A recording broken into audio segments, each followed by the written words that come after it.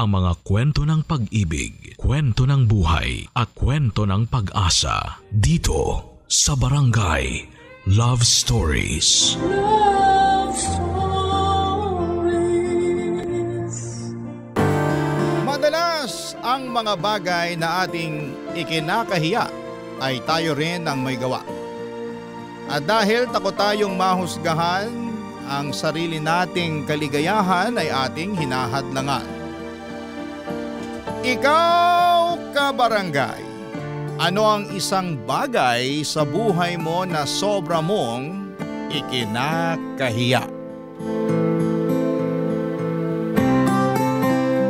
Dear Papa Dudut, marami tayong pagkakamali sa ating nakaraan na hanggang ngayon ay patuloy pa rin nating pinagsisisihan. At kung may babalik man natin ang panahon ay siguradong nais nating palitan ang mga pagkakamaling yon.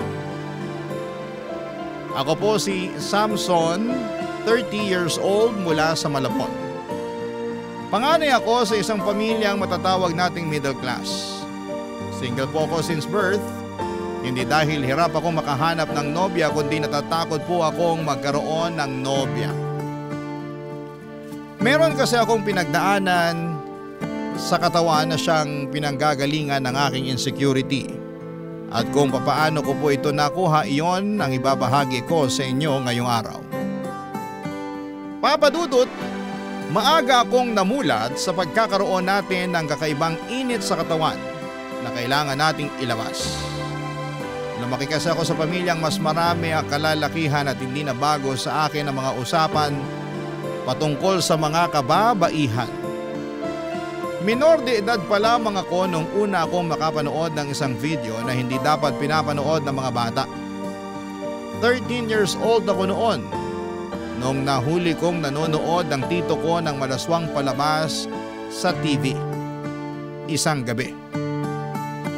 Hinayaan lamang niya akong makinood noon kasama siya dahil para sa kanya ay nasa 8 gulang na raw ako para makakita ng mga ganong bagay. Ang sabi niya ay parte raw ito ng pagiging binata at noong gabing yon, ang pagiging inosente ng utak ko ay tuluyan nang nawala. Simula noon ay nawili na ako sa panonood ng mga ganong klase ng video na ang tawag ay bold. Minsan nga ay palihim pa rin akong nagpupunta sa kwarto ng tito ko para kunin ang mga nakatago nitong DVD na ang laman ay puro malalaswang video. Kapag tulog na ang lahat ng tao sa bahay ay saka ko ito pinapanood. Ang pagiging addict ko noon sa mga ganong bagay ay nadala ko hanggang sa nagbinata na ako, Papa Dudut.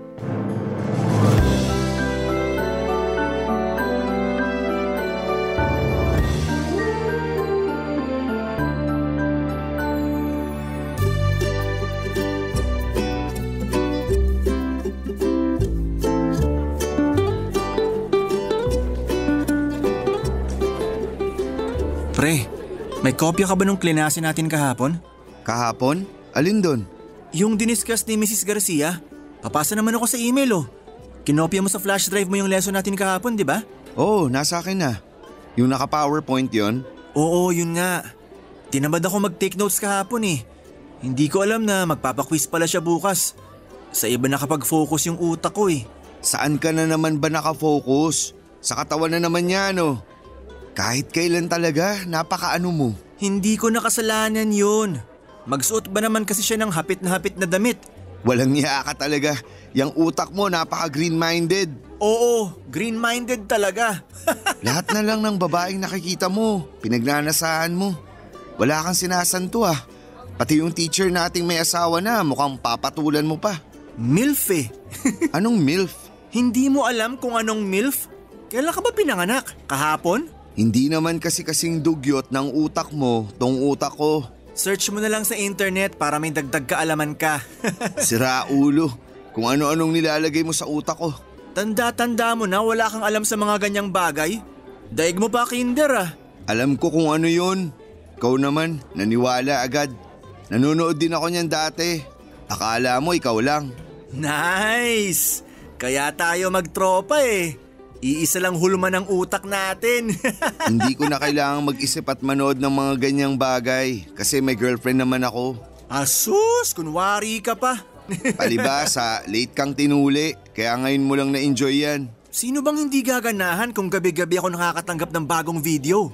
Meron ka ulit bago? Oo, marami ako natanggap kagabi. Puro Japanese, fresh na fresh. Bluetooth mo nga. Tingnan mo, kunwari pa inosente pa tapos ang bilis naman palang magpasend kapag may bagong video. Dali na, para may papanoorin din ako mamayang gabi. Isasend ko sa'yo kapag nasend mo na yung PowerPoint na hinihingi ko. Mamayang gabi nga, nasa laptop ko yung file. Hindi ko dala yung laptop ko ngayon eh. Sige na nga, open mo na yung Bluetooth mo. Sandali lang. O yan, nakabukas na. Mahaba ba yung video? 15 minutes. May iba ka pa? Wala bang video ng Pinay dyan? Meron pero hindi maganda yung quality eh. Send mo na rin. Sige. Gusto mo na artista? May video rin ako ng artista. Sino ang artista? Hindi sikat eh. Pero maganda, sexy siya. Sige, send mo na rin. Lahat na ng available, pasa mo na sa akin. Basta send mo sa akin yung lesson natin kahapon ha. Pag ako bumagsak sa quiz natin bukas, hindi na kita bibigyan ng video. Oo na. Ano, nasend mo na ba? Relax, sending pa lang. Kanino mo ba nakukuha tong mga video na to? Sa kapitbahay ko. May computer shop yun eh. May website siyang pinagda-downloadan ng mga video. Ang dami pre. Minsan nanood kami doon kapag wala ng tao. Manyakis ka talaga. Pare-pareho lang naman tayo. Sinong tao bang hindi manyakis? Yung iba nasa loob ang kulo. O yan, nasend na. Salamat.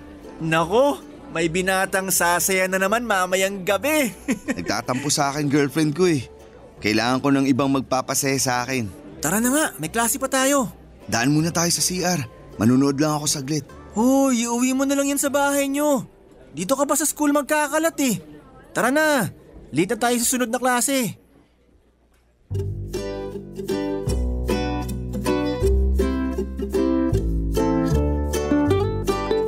Papadudot, aminin man natin o hindi ay lahat tayo, mga kalalakihan ay nakapanood na ng at least isang malaswang video sa buhay natin.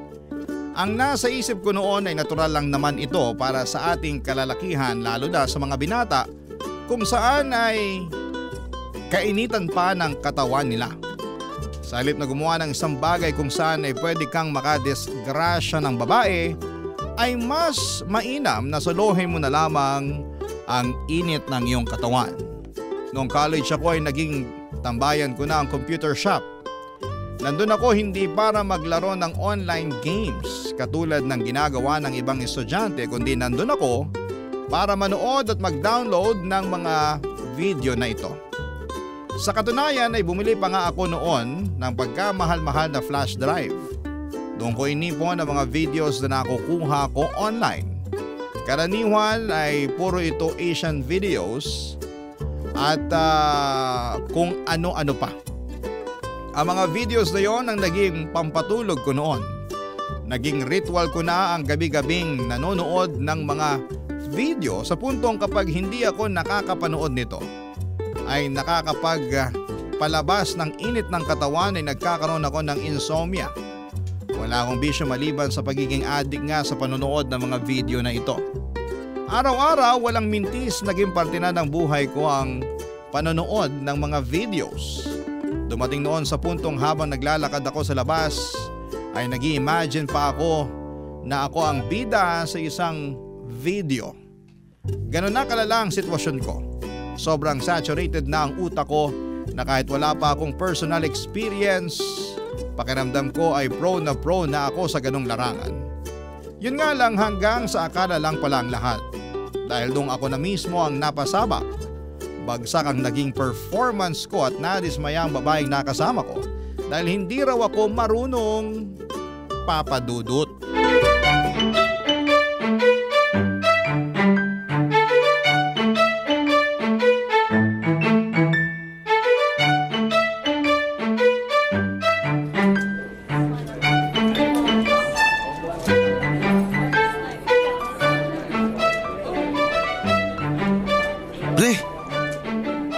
Uy Omar, takte nanggugulat ka naman eh.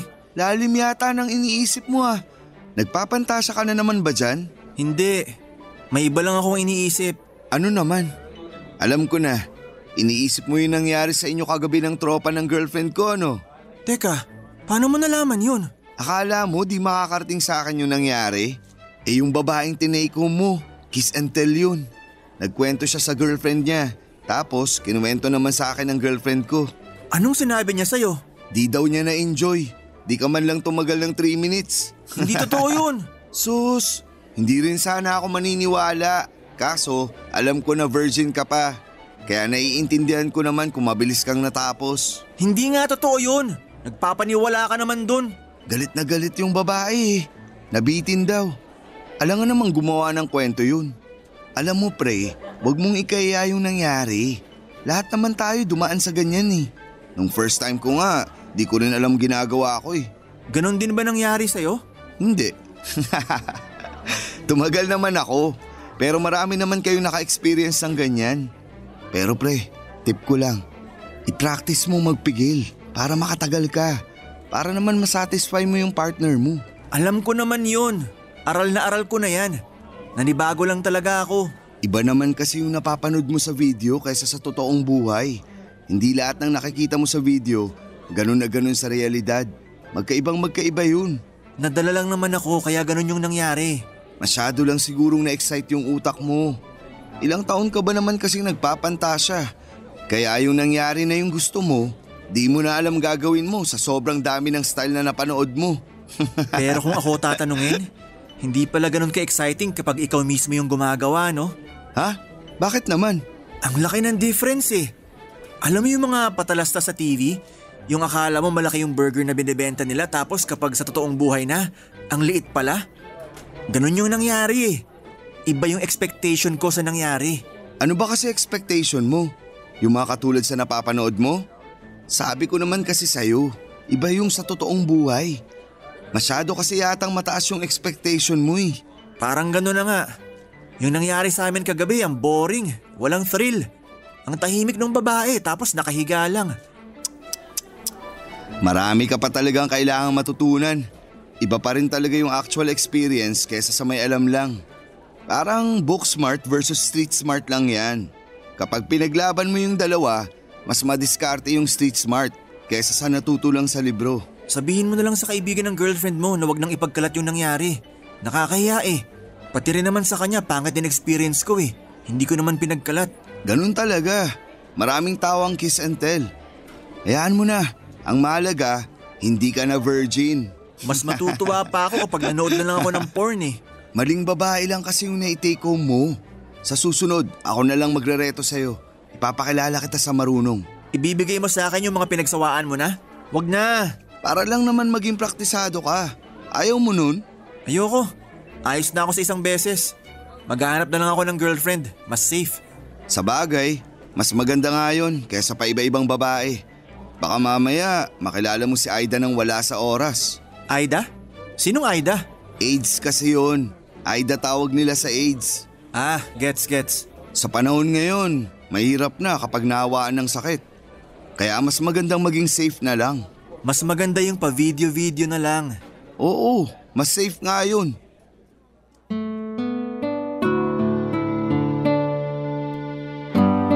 Simula noon ay mas pinaboran ko na ang panonood ng mga video kesa gawin mismo ang aktwal na pakikipagsiping. Mas nakakainit kasi ng laman ng panonood kesa makipag-jamming sa kung sino. Kapag nanonood ako ay chill lang ako at hindi nagmamadali dahil feel na feel ko ang moment. Wala akong nararamdamang pressure kapag nagsosolo lamang ako. Hawak ko ang oras ko at ang maganda ay pwede pa akong mag-skip kapag nasa boring part ako ng video. Hindi katulad sa totoong buhay na maliban sa hihingaling ka at mapapagod, minsan ay hindi mo pa nakukuha ang ninanais mo. Isa rin sa pinakaayaw ko sa lahat ay kapag may kwentuhan pang nagaganap pagkatapos ng jamming ninyong dalawa ng kasama mo. Kahit na inaantok at pagod ka na ng mga oras na yon ay kailangan mo pang makipag-pillow talk. Papadudod kapag nasa kwarto ako at nakapatay ang ilaw. Isa lang ang ibig sabihin noon. Busy po ako sa panonood ng mga video nang iba'y inaabot pa ng mahigit 1 oras. Suot ang earphones para naka full volume at gamit ang aking kamay para hawakan naman ang mouse. Iba-ibang babae ang nakakasama ko gabi-gabi kahit na nasa screen ng laptop ko lamang sila nakikita. Nandyan si Maria, si Mia, si Leia, si Abelia. Silang nakakasama ko mula Lunes hanggang Linggo. Pagkatapos ng session namin ay nagiging mahimbing na ang tulog ko at yung feeling na yon ang lagi kong hinahanap-hanap noon. Kaya mas lalo akong naging addict sa panonood ng mga video. Pero ang hindi ko alam ay meron palang masamang dulot sa katawan ko ang madalas sa panonood ng mga ganong klase ng mga palabas. Noong napagtanto ko ito ay huli na ang lahat. Ramdam ko na ang side effects na pagiging addict ko sa porn at hindi ko na alam kung papaano ko ito susolusyonan. Ng mga panahong yon, Papa Dudut.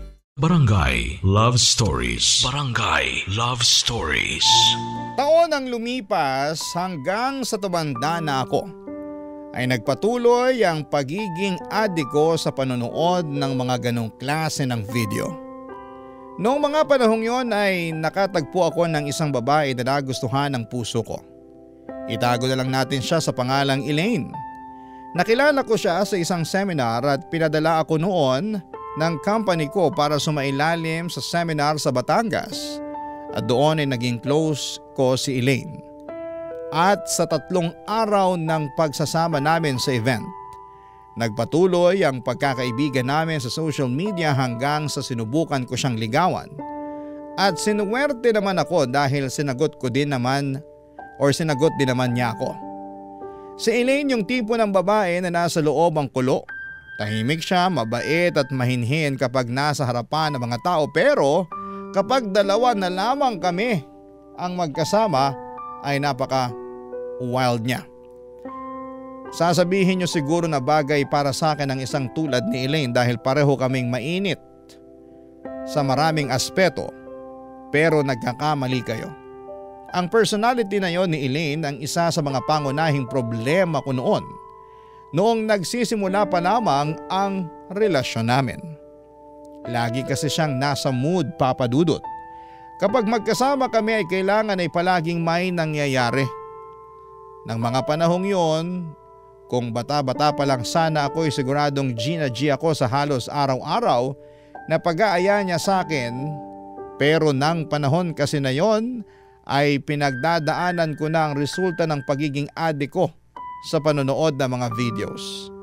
Nakakahiyamang sabihin pero noon ay hirap ko nang patatagin si Baby Junjun.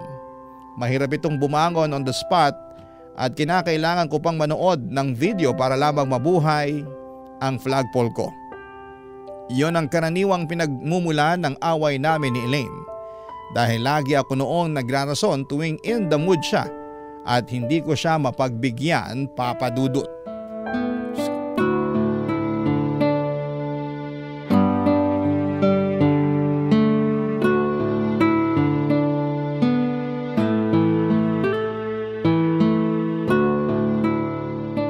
Ang boring naman itong pelikulang pinili mo. Ayaw mo ba? Sabi mo gusto mo ng horror. Oo. Gusto ko nga ng horror, kaso wala namang nakakatakot dito sa pinapanood natin eh. Puro lang naman sila salita. Psychological horror kasi to. Patayin mo na lang, wala akong maintindihan eh. Nangangalahati na tayo tapos wala pang nagpapakitang multo. Gusto mo manood na lang tayo ng iba? Wag na, naubos na natin tong pagkaing binili ko eh. Eh anong gagawin natin ngayon? Wala, tutunga nga. Unless may iba kang gustong gawin. Ano naman? Halika nga rito, cuddle tayo. Sige. Bango ah. Nagbago ka ng pabango mo? Parang iba yung amoy mo ngayon eh. Oo, naubos na yung binigay mo eh. Nagpunta ako sa mall kanina para sana bumili ng bago. Kaso out of stock na sila kaya kumuha na lang ako ng iba.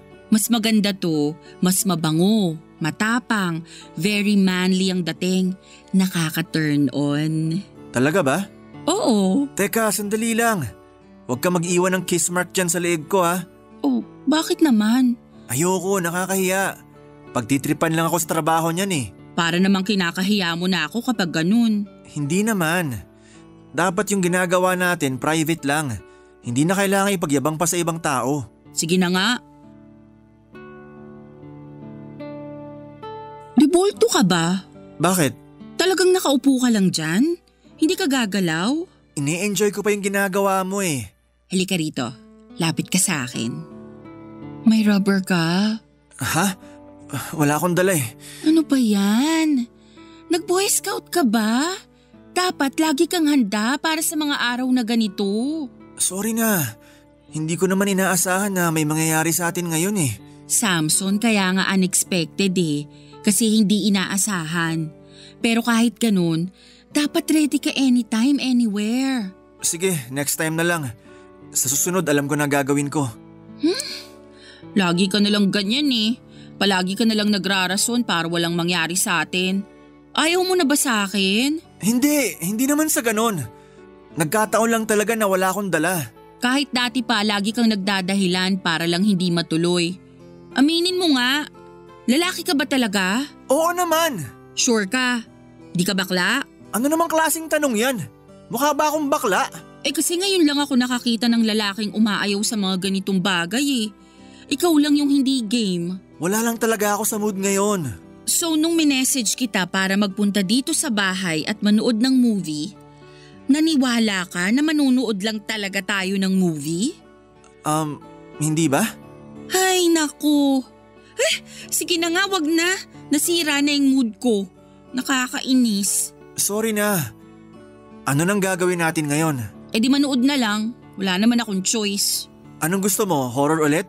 Wag na. Kakapanood mo ng psychological horror. Ikaw na yung may tama sa utak. Ako na pipili. O sige, eto yung remote. Papadudot, dumating na ako noon sa point na nauubusan na ako ng irarason kay Elaine. Sawa na raw siya na puro romansa na lamang ang nangyayari sa aming dalawa. Wala man lang daw thrill ang relasyon namin dahil wala namang aksyong nangyayari sa pagitan namin.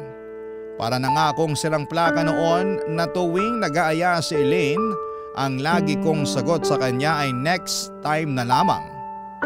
Papadudot, mahal ko po si Elaine at ayoko mawala siya sa akin. Kaya tuwing hindi ko na ibibigay ang gusto niya ay natatakot ako na baka iyon ang maging dahilan ng pagkasira ng relasyon namin. Ayoko rin namang aminin sa kanya ang pinagdadaanan ko dahil baka ayawan din niya ako kapag nalaman niyang hindi na makapag-perform ng maayos ang pagkalalaki ko. Papadudot, hinanap ko sa internet ang kasagutan kung bakit hirap akong magpatigas ng pagkalalaki ko. Pagsapit nga ng actual performance, tuwing umaga naman ay okay siya, na parang ready. Kaya naman nagtataka ako kung bakit parang sinasabotahe ako ng sarili kong katawan. Nahanap ko ang kasagutan nito sa isang medical website. Base nga sa nabasa ko ay meron daw akong PIED, Pornography-Induced Erectile Dysfunction, na ang ibig sabihin nito ay nagkakaroon ako ng problema sa sexual performance ko dahil nasobrahan ako ng panonood ng mga malalaswang video. Kahit may kaharap na akong babaeng walang suot, ay hindi ako tinatablan nito unless ay manonood ako ng video. Yun na lang daw kasi ang maaaring makapagpagising sa aking pagkalalaki dahil nasanay na ang utak ko sa ganong paraan. Hindi ko na po alam kung ano ang gagawin ko noon, kaya ang naisip ko ay aminin ang problema ko sa kaibigan kong si Omar.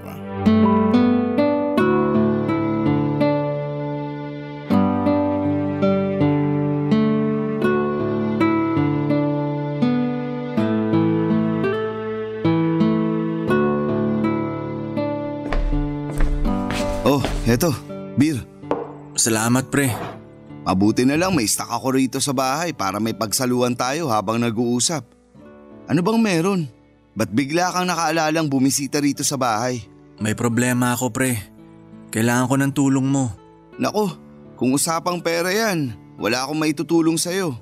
Alam mo namang kakapanganak lang ni Mrs. Marami kaming ginastos nitong nagdaang buwan. Hindi pera yung problema ko. Huwag kang mag-alala, hindi kita uutangan. Babae? May problema kayo ni Elaine? Medyo tungkol dun nga yung problema ko ngayon. Nag-aaway kayo? Anong nangyari? Hindi kami nag-aaway. Wala siyang kinalaman sa pinagdadaanan ko ngayon. Pero apektado siya sa problema ko. Diretsahin mo na lang kasi ako. Ano bang meron?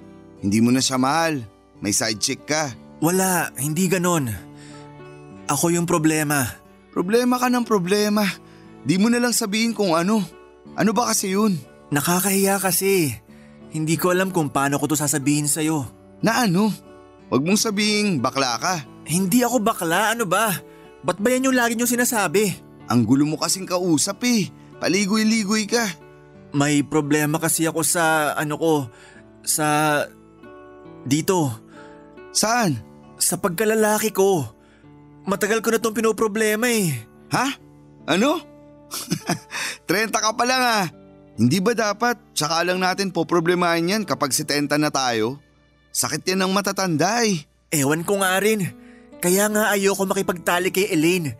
Kasi alam kong hindi ako makakapag-perform ng maayos. Wala na nga akong mairason sa kanya eh.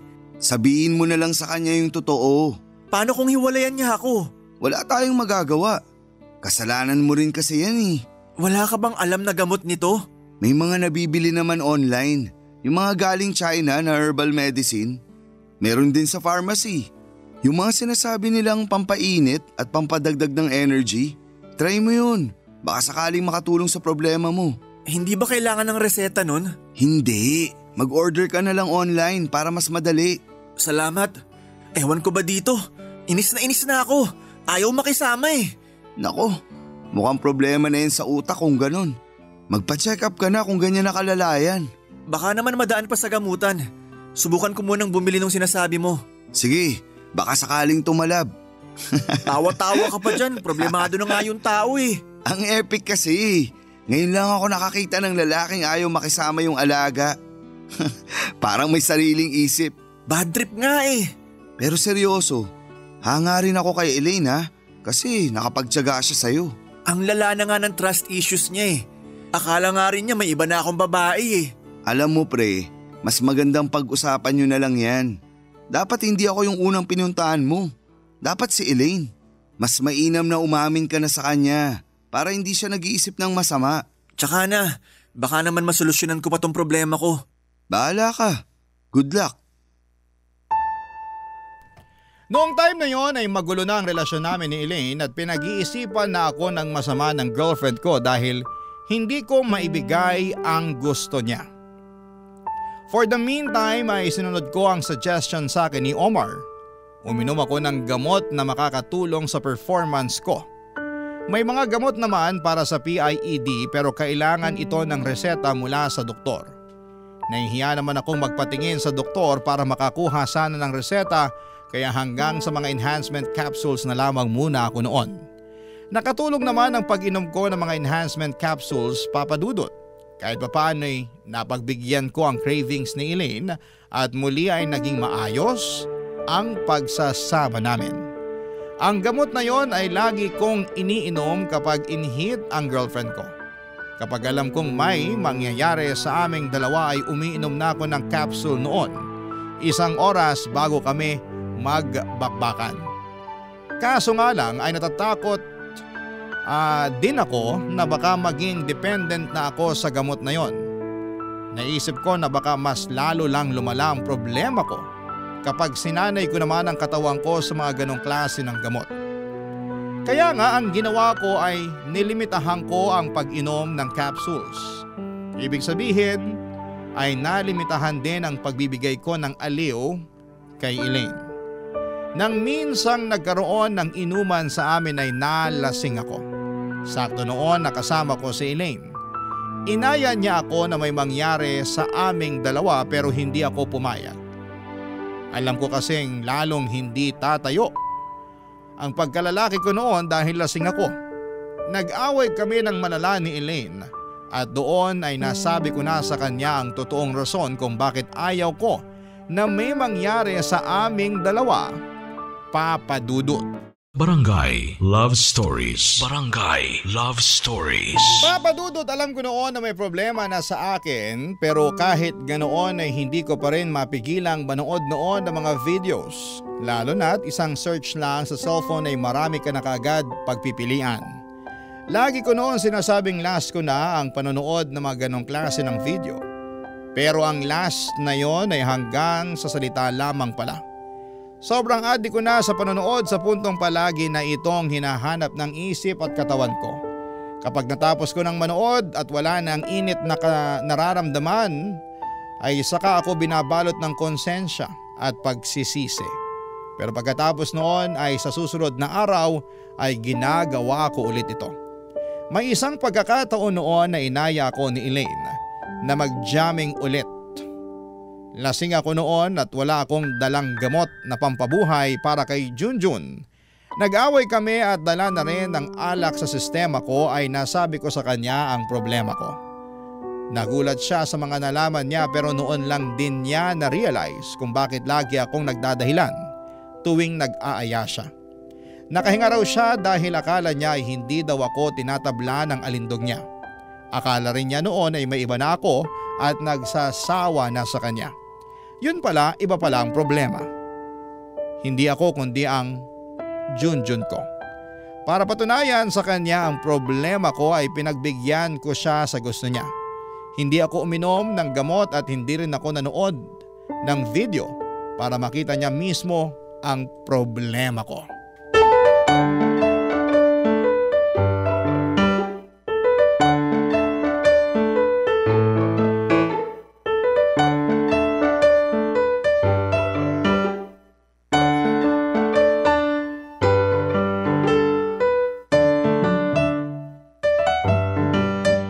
Sige na, patingin. Ayoko nga. Lakas ng trip mo ha. Sige na, pagbigyan mo na ako. Baba mo na yung shorts mo. Elaine, hindi joke to. Seryosong problema to. Alam ko, kaya nga tinutulungan kita eh. Maniwala ka sa akin. Kahit anong gawin mo, wala talagang mangyayari. Ano ba yan? Anong gagawin natin ngayon? Alangan namang ganyan ka na forever. Paano ako mabubuntis niyan? Gusto kong magkaanak, Samson ha. Umiinom na nga ako ng gamot, di ba? Anong gamot? Yung nabili mo online na hindi mabasa kung ano yung pangalan kasi Chinese characters? May talab ba yun? Wala naman atang epekto yun eh. Nagsasayang ka lang ng pera. Eh anong gusto mong gawin natin? Yun na lang yung nakikita kong solusyon. Magpatingin ka na lang kaya sa doktor. Mas maganda kung ma-check up ka ng espesyalista. Ano? Ipapahiya ko sarili ko? Kapag nagtanong yung assistant ng doktor kung ano ipapakonsulta ko, anong sasabihin ko? Eh kesa naman ganyan ka na habang buhay. Mas mabuti na yung mapahiya ng isang beses para matapos na. Hindi ka naman nila kilala eh. Makakalimutan ka rin nila pagtagal. Hindi ganun yun. Magkakaroon na ako ng record sa ospital kapag nagkataon. Samson, lalaking ayaw bumangon ng Junjun. Tawang-tawa ka? Sige, tawa ka lang. Nakakatulong yung pagtawa mo sa akin. Hindi naman ikaw yung tinatawanan ko. Natatawa lang ako sa mga banat mo. Sige na, magpatingin ka na. Sasamahan naman kita eh. Hindi mangyayari yan. Sige na, kahit i-consider mo lang yun.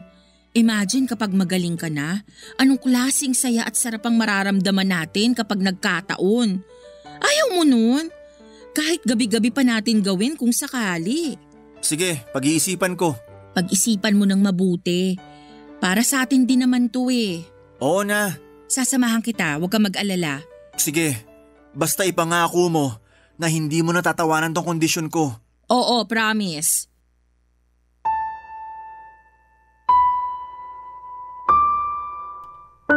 Matagal bago ako napapayag ni Elaine na magpakonsulta sa doktor.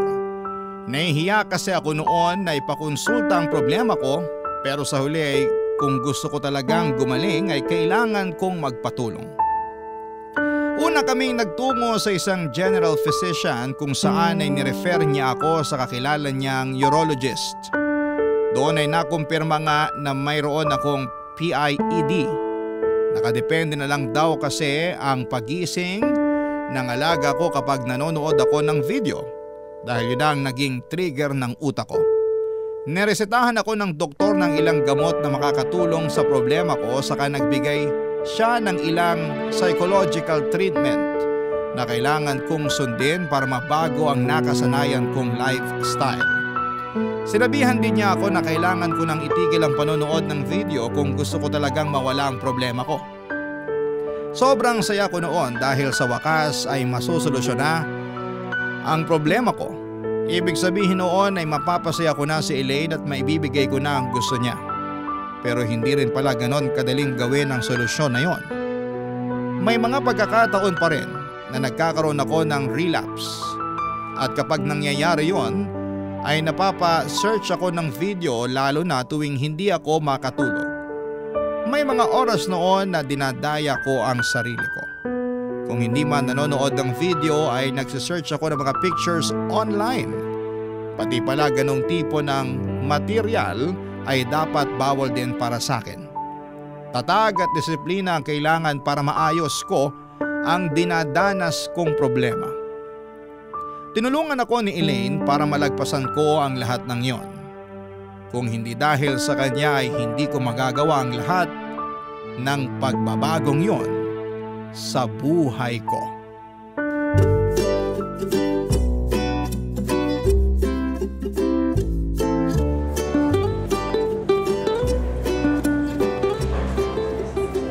Hoy Elaine, kumain ka na dyan. Anong iningiti-ngiti mo dyan mag-isa? Wala. May naalala lang ako dito sa hotdog na ulam ko. Oh, ano na namang iniisip mo? Akala ko green-minded na ako. Mas may green-minded pa pala kaysa sa akin. Naalala ko lang yung nangyari kagabi. Alam mo, forever nang nakatatak sa utak ko yung nangyari sa atin last night. Nagustuhan mo ba? Hindi ba halata? Grabe, sobrang wild. Batak na to pagdating sa mga ganyang bagay. Worth it din naman pala yung pag-aantay ko. Worth it ba? Sobra. Galing nung gamot na nireseta ng doktor mo, no? Gusto mo mamaya ulit? Wag gahaman. Konti lang yung niresetang gamot sa'yo. Huwag mong ubusin agad. Tandaan mo, nagte-therapy ka ngayon. Oo, alam ko naman. Tiis-tiis ka muna. Para din naman to sa ikabubuti mo. Yung ginawa natin kagabi, at least twice a month lang siguro natin gawin. Ang pinakabawal sa lahat, wag nang manonood ng porn. Naiintindihan mo? Opo, madam. Alam ko po. Mamaya hindi ko alam. Palihim ka palang sumisilip dyan sa mga video ha? Na-delete mo na ba yung mga downloaded na video dyan sa phone mo? Deleted na lahat, huwag ka mag-alala. Mabuti kung ganon. Disiplina, Samson. Yun ang kailangan mo para gumaling ka. Alam ko naman yun. Ginagawa ko naman yung best ko para sundin yung mga utos ng doktor. Very good. Alam mo, simula nung nalaman ko yung tungkol sa kondisyon mo, nagbabasa na ako ng tungkol dyan sa internet. Marami ka palang katulad. Talaga? Oo, at mas bata pa sila sa'yo. May isang 21-year-old nga. Ganyan na ganyan din ang problema. Palibhasa, yung mga henerasyon kasi ngayon, namulat na sa mundo na may internet. Kaya madali na lang para sa kanilang makapanood ng mga malalaswang videos. Oo nga Tanda ko pa nung bata ako. Unang bold na napanood ko yung galing sa tito ko. Naka-DVD pa yun nun tapos sa Quiapo niya binibili. Sa online na kasi umiikot ang buhay ng mga tao ngayon kaya ganyan. Speaking of that, may nabasa rin akong challenge online. Kung tama yung pagkakatanda ko, NoFap Challenge ang tawag doon. NoFap Challenge? Ano naman yun? Ginagawa yon ng mga kalalakihan online, lalo na tuwing November. Yung iba, trip lang. Yung iba naman, yun ang therapy nila kapag may kondisyon silang katulad mo. Ano ba yung challenge na kailangan gawin? Katulad ng sabi sa pangalan, NoFap. Ibig sabihin, walang magsasarili. Yun naman ginagawa ko Hindi. Itong NoFap Challenge kasi, kailangan mo siyang gawin for 90 days consecutive, walang mintis. Ng 90 days? Oo. Halos 3 buwan din yun Ang sabi nila nakakatulong yun. Marami nang nabago ang buhay dahil sa 90-day challenge na yun. Totoo ba? Oo, nabasa ko. Madami ring sumusuporta at gumagawa ng challenge na yun. Gusto mo bang gawin din yung challenge? Parang hindi mo yata kaya. Akala ko ba disiplinado dapat? O sige, gagawin ko yan. Wala dapat mandadaya ha. Dapat 90 days, straight. Wala mo nang alam mo na. Sige, challenge accepted. Okay, deal yan. Wala akong paraan para malaman kung magiging honest ka sa challenge na yan. Pero kung gusto mo talagang tulungan ang sarili mo, nasa iyo na yan. Tandaan mo kung gaano kasarap yung ginawa natin last night. Kapag gumaling ka na, higit pa doon ang mangyayari sa susunod. Copy that. Papadudot, mahirap kontrolin ang adiksyon pero kung gusto talaga natin ang pagbabago ay kailangang magsimula ang pagbabagong yon sa atin mismo. Disiplina ang sagot para ang buhay natin ay magkaroon ng maayos na pagdaloy. Sa tulong ni Elaine ay naging disiplinado ako at nabuo ko ang 90-day challenge na ibinigay niya sa akin at ang premyo na nakuha ko mula doon ay isang hindi malilimutang gabi na puno ng kasiyahan na pinagsaluhan naming dalawa. Unti-unti ay naibalik ko rin ang dating sigla ni Junjun. Hindi pa ito kasing tayog katulad noong kabataan ko pero at least nakakatayo na ito sa sarili niya nang walang tulong ng anumang gamot o video. Itinuloy ko ang therapy na ginagawa ko sa sarili ko sa tulong ni Elaine. Sa pamamagitan noon ay mas nagkaroon pa ako ng maayos na pakiramdam at nagkaroon kami ng bonding dalawa. Mas tumatag ang pagsasama namin at mas nagkaroon pa kami ng malalim na koneksyon. Malaki ang pasasalamat ko kay Elaine dahil hindi niya ako iniwan sa kabila ng nakakahiya kong problema. Doon ko napatunayan kung gaano niya ako kamahal, Papa Dudut. Kaya naman nangako ako sa sarili ko na ganun din ang gagawin ko para sa kanya. Ano man ang problema ang kaharapin niya, hindi ko siya iiwanan at pababayaan. Ngayon ay nananatiling masaya ang relasyon naming dalawa dahil pareho naming naibibigay ang pangangailangan ng bawat isa.